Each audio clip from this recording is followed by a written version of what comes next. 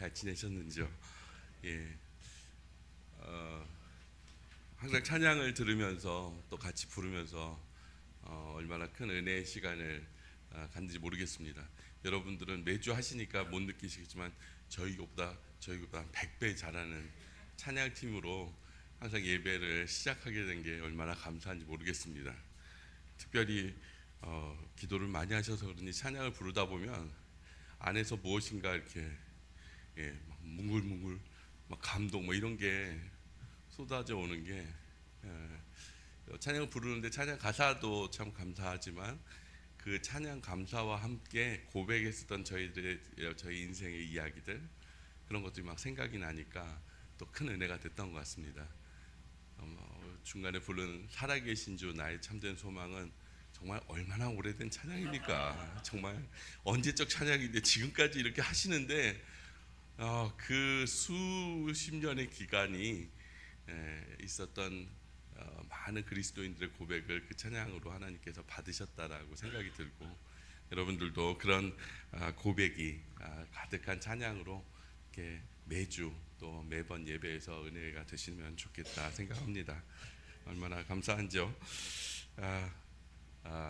2023년도 이제 마지막 달이 되어졌네요.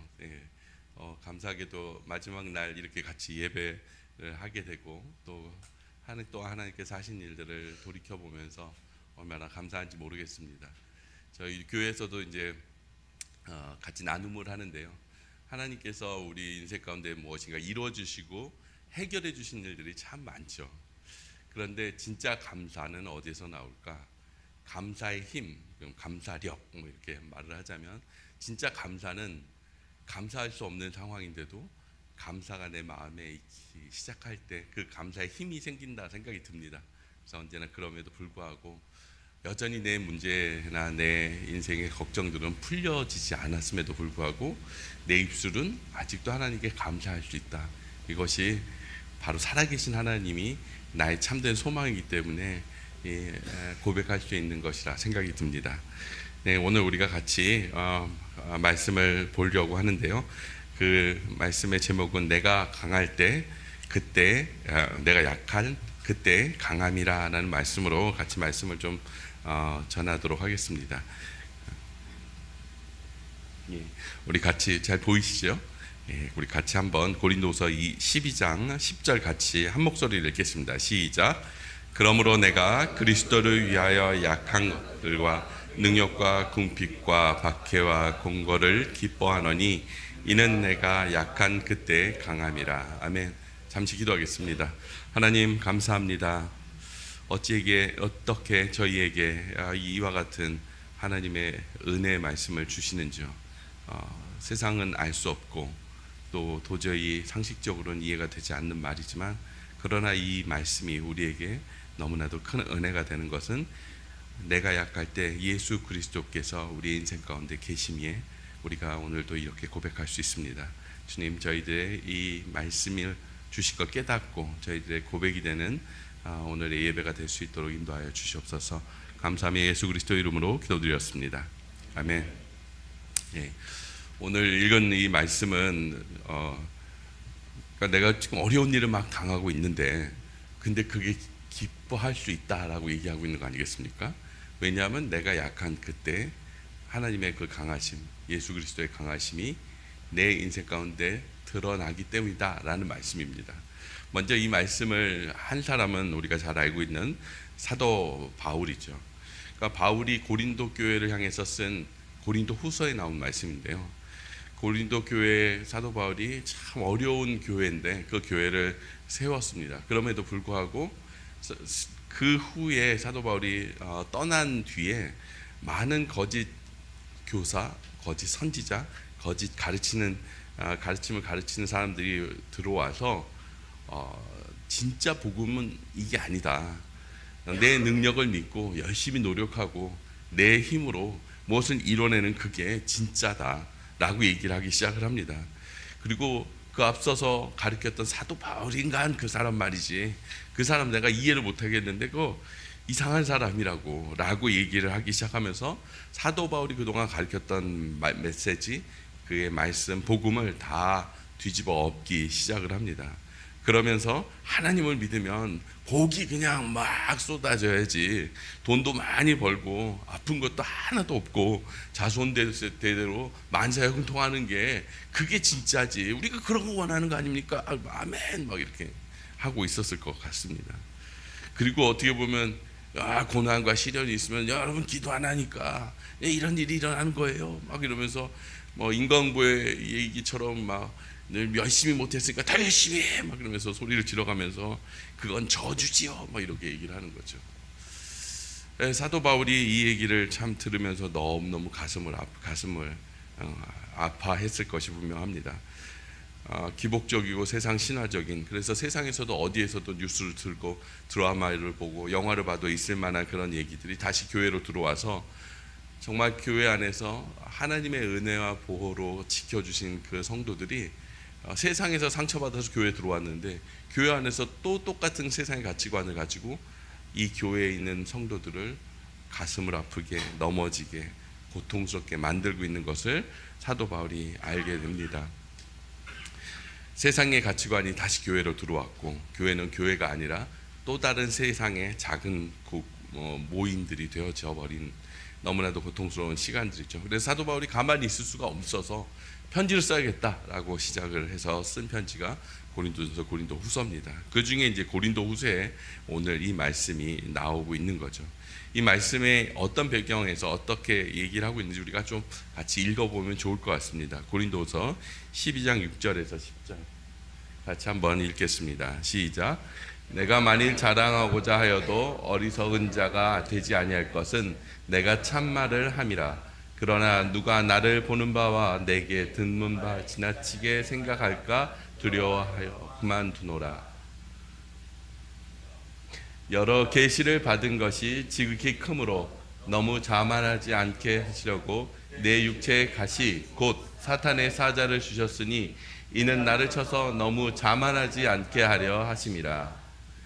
이것이 내게서 떠나가게 하기 위하여 내가 3번 주께 간구하였더니 나에게 이르시기를 내 은혜가 내게 족하다. 이는 내 능력이 약한 데서 온전해짐이라 하신지라. 그러므로 도리어 크게 기뻐함으로 나의 여러 약한 것들에 대하여 자랑하리니 이는 그리스도의 능력이 내게 머물게 하려 하십니다. 그러므로 내가 그리스도를 위하여 약한 것들과 능욕과 궁핍과 박해와 공고를 기뻐하노니 이는 내가 약한 그때의 강함이라. 아멘. 예, 이런 배경 안에서 쓰신 말씀입니다. 마지막에 10절에 나와 있는 것처럼 이는 내가 약한 그때의 강함이라. 예, 무슨 말인지 알 것 같기도 하고 또 무슨 말인지 모를 것 같기도 하고 이런 생각이 들죠.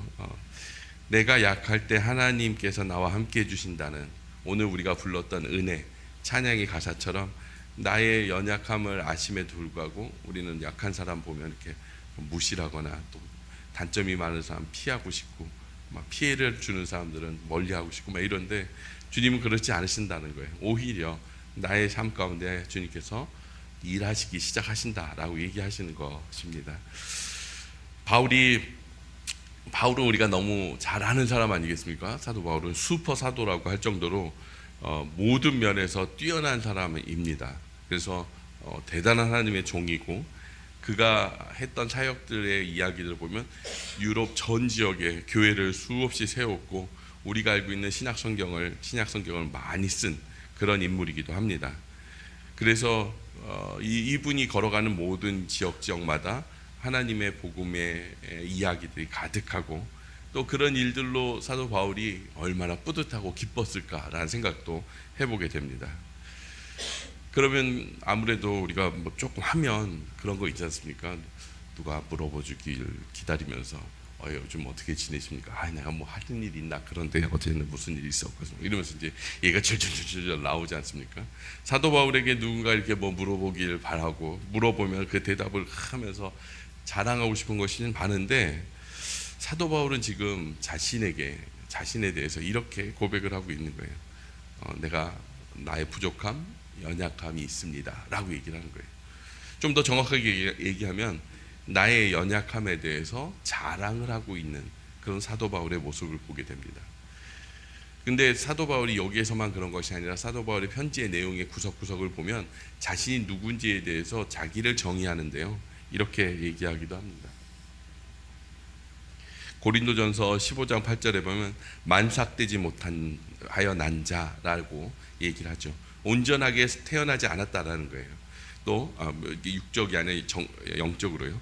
에베소서 3장 8절에 보면 모든 성도 중에 지극히 작은 자보다 더 작은 자라고 얘기하고 있습니다. 작다고 그래도 무시당할 텐데 작은 중에도 가장 또 작은 자라고 얘기하고요. 디모데전서 1장 15절 부분에서는 죄인 중에서 그냥 죄인이 아니라 난 죄인 중에 괴수다라고 얘기할 정도로 그는 그 스스로를 그렇게 막 끄집어 내리고 있는 그런 모습을 보게 됩니다. 마치 이런 것들을 자랑하려고 자기 스스로의 연약함을 없는데 찾아서 막 고민해가지고 얘기하는 것처럼 그렇게 얘기하는 것처럼 들립니다. 근데 이 사람에게서 이 사람이 하고 있는 말은 이게 그냥 하는 말이 아니라는 생각이 듭니다. 진짜 이 사람에게는 자신의 연약함을 사람들에게 얘기하고 드러내는 게 정말 자랑이라고 하고 있는 것이죠. 사도 바울이 오늘의 본문에서도 또 그런 사람이다라고 얘기를 하고 있습니다. 아까 읽었던 말씀이지만 내가 이런 사람을 위하여 자랑하고 하겠으나 나를 위하여 약한 것 외에는 자랑하지 아니하리라. 내가 만일 자랑하고자 하여도 어리석은 자가 되지 아니하는 것은 내가 말하는 것 진짜 참말인데 누가 나를 보는 바와 내게 듣는 바에 지나치게 생각할까 두려워서 여기서 자랑하지 않겠습니다 라고 고백을 합니다. 고린도 지역은 우리가 성경을 조금 읽어보시고 배경을 좀 아시는 분들은 알겠지만 말 그대로 세속적인 가치로 가득한 곳입니다. 권력, 돈, 문화, 성적인 타락이 가득한, 그래서 그것들이 모든 사람에게 우상이 될 정도의 그런 곳이 바로 고린도 지역이 있습니다. 그래서 그런 힘과 그런 것들을 세워주는 것을 신으로 모시고 숭배하는 것이었죠. 그리고 그들이 가리키는 것은 모두 다 이 세상의 방법, 세상의 가치를 가르쳐주기 때문에 그 가치를 가지고 살아가는 사람들, 그런 사람들이 많이 살고 있었던 곳에 고린도 교회가 조그맣게 있었던 것이죠. 그러니까 막 이제 교회를 흔들어내는데 어려움이 없었다는 것입니다. 한 명만 들어가서 자신의 어떤 자랑과 드러낼 것을 얘기하기 시작하면 그때서부터는 뭐 교회 안에서 참 그렇죠. 진짜 교회가 지금 한국에 우리가 다니는 교회만 해도 과연 우리는 이 세상의 가치로부터 자유로운가? 모두가 자랑할 만한 것이 교회 안에서 자랑이 되는 것이 아니라 교회에서는 세상에서는 없는 것으로 우린 자랑하고 사는가? 그것이 그 사람의 어떤 배경, 돈, 학력, 이 모든 것이 그 사람의 어떠함이 아니라 정말 하나님을 사랑하는 사람, 그 가치로 우리는 이 교회에서 살고 있는가? 우성겸직에 와서 항상 깨닫고 좀 경험하면서 감사한 것은 예수 그리스도의 은혜와 그 사랑의 가치를 가지고 살아가시는, 그리고 그것을 믿음으로 공동체를 만드시고 하나님의 말씀을 가장 우선순위로 살고 계시는 그런 모습을 볼 때마다 얼마나 큰 도전과 힘이 되는지 모르겠습니다. 그런데 당시의 교회는 그러지 않았었던 것 같습니다. 그래서 사도 바울은 이런 문제들, 이런 것들이 교회 안에서 만연되기 시작하고 퍼지기 시작하면서부터 교회가 썩어지고 있다라고 판단을 하고 있었습니다. 그래서 그 거짓 교사들, 잘못 가르침을 주는 그런 사람과 대응해서 오히려 저 사람이 잘못됐어, 잘못 가르쳤어가 아니라 거꾸로 자신이 연약함, 자신의 부족함이 얼마나 큰 은혜인지 세상에서 말하지 않는 새로운 가치를 설명해주고 있는 거죠. 그것이 바로 영적인 비밀이고 영적인 역설인 것 같습니다. 사도 바울은 어떻게 이런 생각을 했을까요? 사도 바울은 자기가 하고자 하고 계획하고자 했으면 모든 일을 다 할 수 있는 사람임이 분명합니다. 그럼에도 불구하고 하나님이 그에게 큰 은혜를 주셨어요. 그 은혜는 바로 자신에게서 떨어지지 않는 어려운 부분, 연약한 부분, 아픈 부분들이었습니다. 그것이 고린도후서 앞부분에 12장 7절에 이렇게 나오는데요. 이렇게 얘기합니다. 내 육체에 가시 곧 사단의 사자를 주셨으니라고 얘기합니다. 다시 말하면 병이에요. 예. 그가 가진 육체 안에 부족함이 있었다라는 것입니다. 그래서 자기가 하나님의 교회를 세우려고 방방곡곡을 돌아다닐 때, 또 자신이 글을 써서 사람들에게 편지를 전해줄 때 이게 온전하게 할 수가 없다는 거예요. 사람을 만나가지고 복음을 전하는 것도 쉽지 않았다는 것입니다. 그럼 도대체 그 병이 뭘까? 학자들에 의하면 한 두 가지를 생각을 하는데, 첫 번째는 시력이 상당히 안 좋았을 것이다 라고 얘기하고 있습니다. 사도 바울이 예수님을 만나는 사건을 여러분들 아시지만, 강한 태양보다 더 밝은 강한 빛 가운데에서 그가 눈을 멀게 되죠. 그래서 며칠간 시력을 잃게 되었을 때 그의 눈에 큰 어려움이 있었을 것이다 라고 예상을 합니다. 그래서 그 눈이 나빠져 가지고 온전히 자기가 가까운 것도 제대로 보지 못하고 글도 제대로 못 쓰는 그런 시력을 갖게 될 것이다, 가졌을 것이다 라고 얘기를 합니다. 그래서 가끔 우리가 그 사도 바울의 편지에 보면 대필자들이 맨 뒤에 이렇게 나온 이유가 그것이다 라고 생각하는 분들도 있습니다. 두 번째는 일명 간질이라고 하는 뇌전증입니다. 어떤 학자들의 연구에 하면 사탄의 사자라는 단어가, 사탄의 사자라는 그 말 자체의 의미가 아니라 그 단어의 의미가 간질병이라는 것으로 학계에 기록이 남아있는 걸 찾았다고 합니다. 그 당시에는 약국이 있습니까? 병원이 있겠습니까? 치료를 받을 수 있었겠습니까? 그러지 못했겠죠. 그러다 보니까 자신이 가지고 있는 이 뇌전증 간질이 자신이 하는 모든 사역 가운데 너무나도 큰 걸림이 되었던 것이 분명합니다. 더 열심히 하면 할수록 그 사람은 더 힘든 일을 겪게 되는 것이니까요. 이 두 가지가 다 해당이 될 수도 있고 그렇지 않을 수도 있습니다. 그런데 어쨌든 지금 사도 바울은 이 문제가 자신이 하고 있는 이 사역에 너무나도 어려움이라는 생각을 갖게 됐습니다. 그래서 기도를 하기 시작을 한 거죠. 하나님, 제가요 정말 내 마음껏 제 생각을 이렇게 글을 써서 사랑하는 사람, 또 어려움 있는 사람들에게 편지를 보내주고 싶은데요, 쓸 수가 없네요. 또 때로는 어느 교회 가서 열심히 사역을 하시고 말씀을 전하시다가 또 쓰러져 가지고 거의 죽음 앞에 왔다 갔다 하는 그런 병에 걸려 있는 상태에서 또 다시 일어나서 또 복음을 전하고, 이 이유가 하도 돌에 많이 맞아서 그 뇌에 이상이 있어서 그럴 것이다 라고 생각하고 있는데, 그런 자신의 병을 하나님께 기도를 하고 있는 것이죠. 아마 저와 같았으면 이 두 가지의 2분의 1의 반쪽만 저에게 걸려 있어도 방에 들어가서 나오지 않을 것 같아요. 그러나 어쨌든 이런 어려움이 있을 때 사도 바울은 자신을 원망하거나 숨어서 도망가지 않고 하나님께 간절히 기도했다는 것입니다. 사도 바울은 이것을 떠나가기 위해서 3번을 간절히 기도했다고 합니다. 여기서 말하는 3번이라는 얘기는 하나, 둘, 셋이 아니라 완전히 끝까지 다 기도를 했다는 의미를 가지고 있습니다. 예수님께서도 3번 기도하셨다, 3번의 시험을 들었다, 이런 모든 내용들은 끝까지 했다는 그런 의미를 가지고 있습니다. 사도 바울이 이렇게 끝까지 하나님께 기도를 할 정도면 얼마나 그가 몸부림치면서 하나님 앞에 절규를 했는지 상상해 볼 수 있습니다. 그런데 그 기도 가운데 할렐루야, 하나님이 응답하셔서 모든 문제를 해결하셨습니다가 대답이 아니라 그는 또 다른 것으로 하나님께서 깨달음을 주셨습니다. 그게 뭐냐면 바로 우리가 잘 아는 말씀처럼 이렇게 하나님께서 답을 주셨습니다. 나에게 이르시기를 내 은혜가 내게 족하다. 내 은혜가 내게 족하다. 하나님은 고통을 제거하시는 방법으로 기도 응답을 하지 않으셨습니다. 오히려 그 고통을 받아들이라고 응답을 해주신 것 같습니다. 하나님께서 바울에게 있는 그 육체의 가시라고 하는 그 어려운 문제는 하나님이 보시기에 해결하는 데는 전혀 문제가 없습니다. 하나님 이러면 끝날 수 있는 문제입니다. 그리고 하나님이 사랑하는 성도다 그러면 사도 바울을 둘째라고 할 수가 없을 정도로 사랑합니다. 여러분, 자녀가 아픈데 내가 고칠 수 있는데 그걸 어떻게 가만히 있겠습니까? 그럼에도 불구하고 하나님 입장에서 사도 바울에게 그 기도응답을 안 해주시는 것은 하나님에게 더 큰 고통입니다. 그런데 하나님께서 이와 같은 대답으로 사도 바울의 기도에 응답을 하십니다. 왜 하나님은 치료하지 않으셨을까요?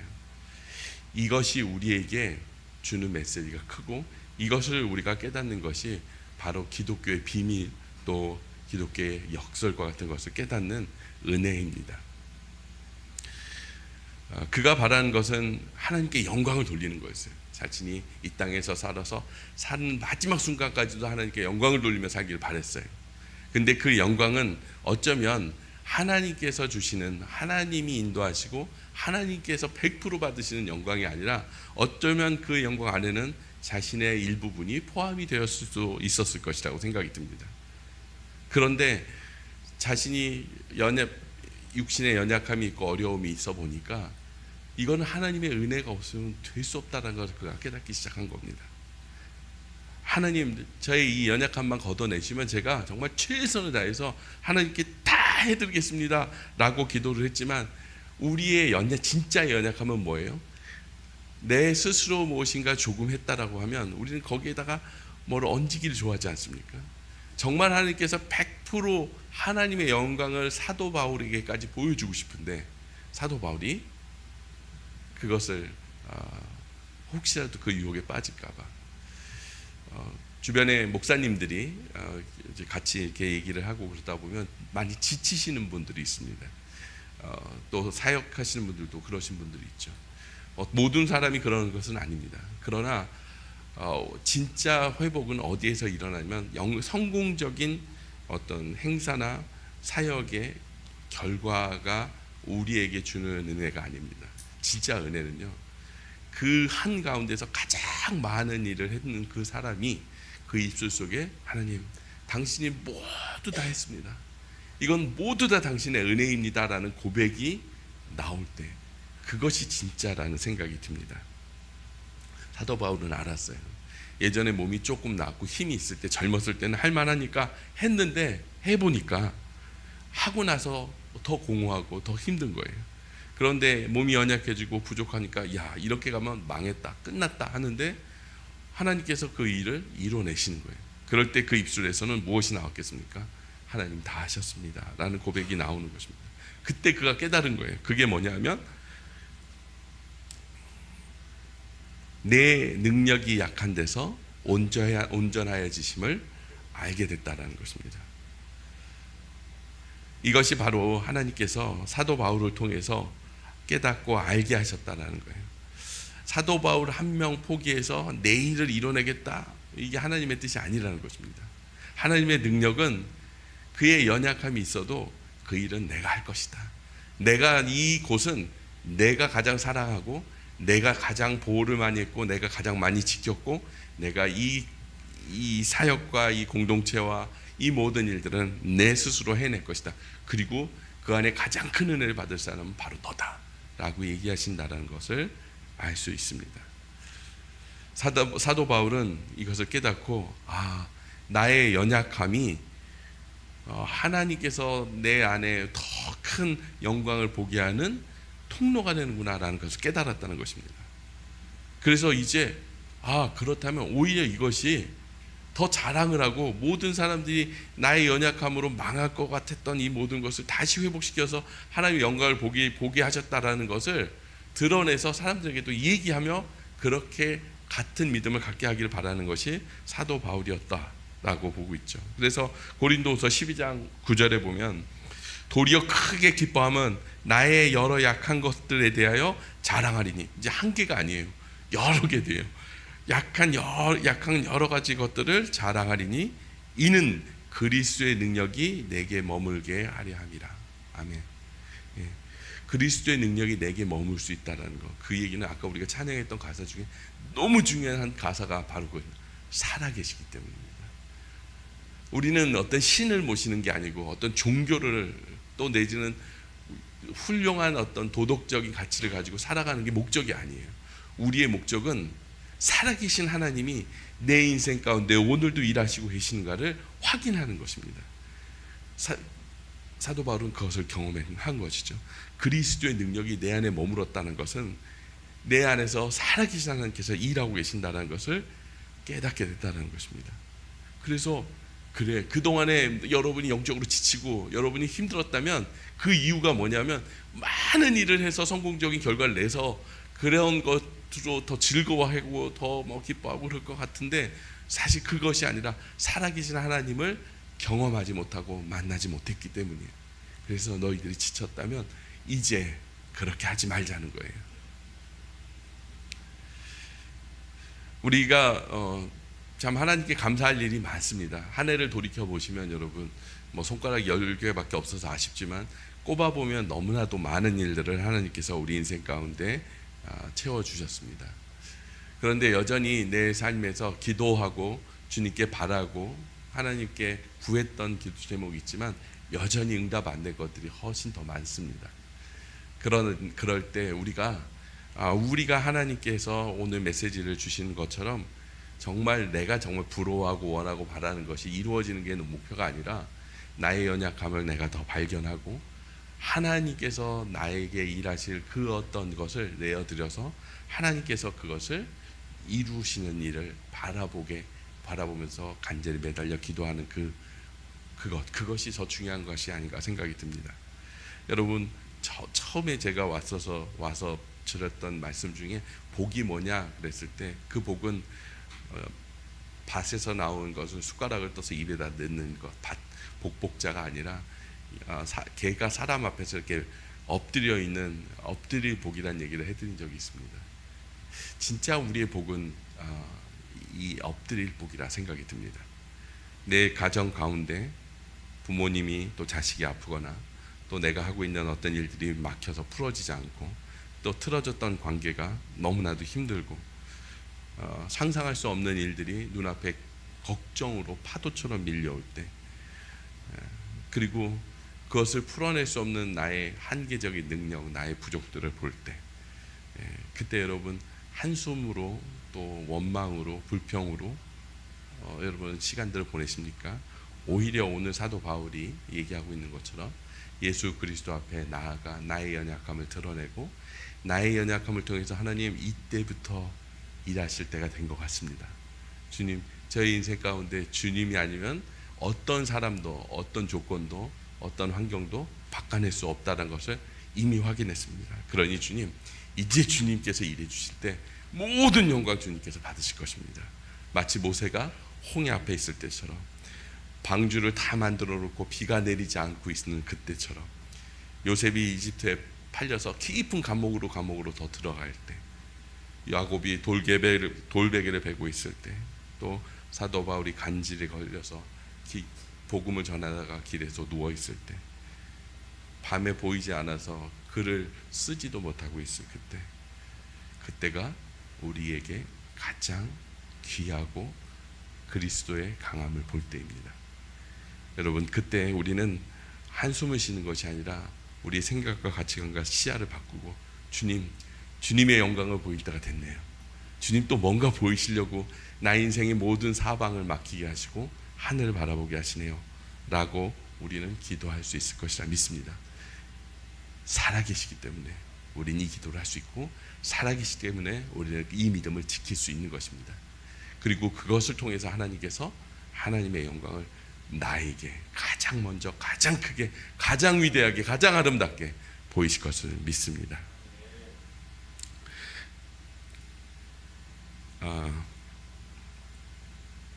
우리 고린도후서 1장 8절에서 9절 말씀 같이 보겠습니다.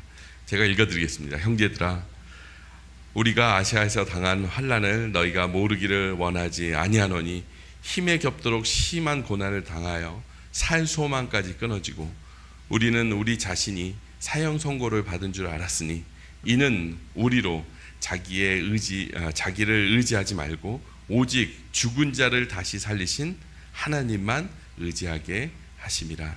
아멘. 사도 바울이 이와 같은 고백을 합니다. 우리에게 모든 소망이 끊어졌을 때, 세상은 모든 소망이 끊어지면 이제 끝이다 뭐 그래가지고 극단적인 결단을 하거나 모든 걸 망가뜨리거나 하죠. 근데 우리는 그때 우리가 볼 수 있는 것은 하나님을 의지하는 것, 그 길이 있다라는 것을 우리에게 하나님이 알게 하시는 분이시고 그 일을 통해서 하나님은 일하십니다. 찬양 가사 중에 그런 찬양 있지 않습니까? 온 세상 날 버려도 주 예수 안 버려 끝까지 나를 돌아보시니 내 마음 아플 적에 큰 위로 되시며 외로울 때 나의 좋은 친구라. 세상에 좋은 친구들 다 떠나가고 내 세상에서 내가 살고 있는 의지할 수 있는 사람이 모두 없어질지라도 우리에게서 떠나지 않는 분이 바로 예수 그리스도시고 그분이 우리와 함께 계실 것입니다. 그 하나님의 함께 계심을 크게 경험할 때 그게 우리의 믿음이고 그것이 우리로 하여금 다시 살아갈 이유로 만드신 분이라 믿습니다. 그래서 우리는 이와 같이 사도 바울처럼 내가 약한 그때의 강함, 이 때를 기다리는 믿음을 가진 그리스도인들이 될 수 있는 것입니다. 그리고 고린도서 4장 7절의 말씀처럼 이 보배의 질그릇을 가졌으니 우리는 질그릇이죠. 그러나 힘이 큰 능력은 하나님께 있고 우리에게 있지 아니함을 알게 하려 하심이라. 우리는 자꾸 반대로 하나님이 뜻하신 것과 반대로 갑니다. 그런데 하나님의 뜻은 너희들에게 능력이 있는 것이 아니라 나에게 능력이 있고 나의 엄청난 능력 가운데 그리고 나의 그 사랑과 은혜 가운데 너희들이 들어올 때 이 모든 것을 깨닫게 될 것이다 라고 얘기합니다. 이 진리를 깨닫는 순간부터 영적인 어려움들이 있을 수 있습니다. 그러나 사단이 우리를 흔들고 죽음이 날 괴롭히고 세상에서 모두 다 저주받은 사람들이 경험할 만한 일들이 내 주변에 산재해 있을지라도 그 누구도 여러분을 건들 수 없는 것은 바로 예수 그리스도가 가장 약한 그때 여러분과 동행하시고 함께 하시며 하나님께서 일하실 것이라는 것입니다. 여러분 그것을 믿으시고 2013년도에 가장 연약해서 가장 힘들어서 가장 어려워서 지금도 고통받고 계시는 그 어떤 자리가 있습니까? 그 자리에 여러분의 무릎을 꿇고 주님께 기도하시기 바랍니다. 앞으로 어쩌면 끝없이 해결되지 않은 일이 있을 것 같기도 합니다. 그런데 그때 하나님의 위로는 가장 큽니다. 저희 교회에 장애를 가진 아들을 가진 엄마가 있습니다. 지금 한 중학교 2학년 나이인데 걷지도 못하고 말도 못하는 되게 정신적인 육체적인 어려움을 갖고 있는데 이 자매님은 이 아이를 낳고 한 번도 말을 들어본 적이 없습니다. 이게 이제 다 하죠. 네, 왜 엄마라고 힘들지 않겠습니까? 너무너무 힘들죠. 그런데 때로는 포기하고 싶고 때로는 너무 힘들어서 넘어져서 일어나고 싶지 않고 본인이 그러고 싶을 때가 있었는데 하나님께 기도했대요. 지금 언제까지입니까? 또 어떻게 해야 됩니까? 라고 물었대요. 아무 대답 안 해주시더래요. 그날 잠을 자고 꿈을 꿨는데 천국에서 저쪽에 아주 시꺼먼 점이 하나가 이렇게 있더니 막 달려오더래요. 그러니 그 아이가 엄마 고마워 안아주더래요. 근데 그 한마디에 자신이 그동안 있었던 십몇 년의 이 아이를 키우는 어려움이 싹 날아가고 그 천국에 대한 위로가 실제 자신의 믿음이 그리고 너무나도 천국을 가고 싶은 그런 소망이 되었다라는 고백을 해준 적이 있습니다. 물론 이 땅에서 고치실 수 있어요. 그런데 이 고쳤을 때보다 천국을 그리워하는 마음은 지금 현재 더 큰 그 은혜를 자기가 받았다는 얘기를 들은 적이 있습니다. 우리의 연약함, 하나님께서 우리에게 큰 믿음을 주시고 천국에 대한 소망을 주시고 죽음을 뛰어넘는 하나님의 엄청난 능력을 보게 하시는 그 길로 하나님이 쓰실 것을 믿습니다. 우성 염직 모든 가족들이 그와 같이 그런 믿음으로 나의 연약함 그때 하나님의 강하심을 경험하는 자 되면 좋겠습니다. 같이 기도하겠습니다.